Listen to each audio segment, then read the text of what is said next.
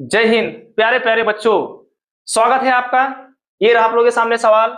ये सवाल क्लास 10 के मैथमेटिक्स ट्रिग्नोमेट्री का ही सवाल है। बहुत इंपॉर्टेंट सवाल है, तो चलिए एक बार पढ़ लेते हैं।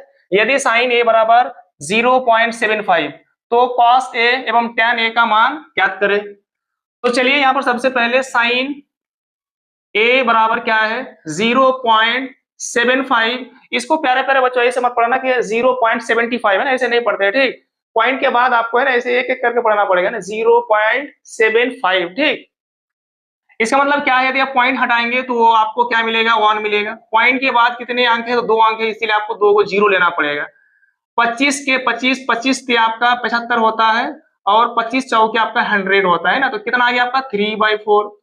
और साइन थीटा जो होता है ना, साइन मतलब साइन ए का जो फॉर्मूला होता है, साइन थीटा का जो फॉर्मूला होता है P/H होता है।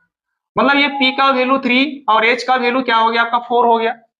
तो चलिए यहाँ पर और नहीं है ना, ये मतलब असल में PH और B होता है ना, तो आपका यहाँ पर P B और H। P का तो वैल्यू है 3 और आपका H का वैल्यू क्या है, तो 4 है। तो कौन नहीं है, तो B नहीं है।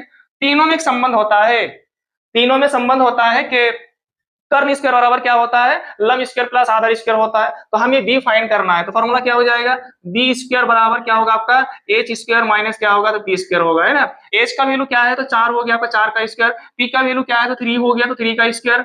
तो 4 का स्क्वायर 16 हो गया, माइनस 3 का स्क्वायर क्या होगा 9 होगा, है ना। तो 16 से 9 घटाएंगे तो क्या होगा आपका 7 होगा। यदि आपका बी स्क्वायर बराबर क्या है 7 है, इसीलिए बी बराबर क्या होगा आपका √7 होगा। हमें ज्ञात क्या करना है, कॉस ए। तो प्यारे प्यारे बच्चों, कॉस ए का फॉर्मूला क्या होता है आपका B/H होता है। क्या होता है B/H। तो B का वैल्यू क्या है, तो B का वैल्यू है √7 और H का वैल्यू क्या है, तो 4। सेकंड क्या है आपको tan A। तो tan A बराबर क्या होता है, tan थीटा बराबर क्या फॉर्मूला होता है, तो P/B होता है।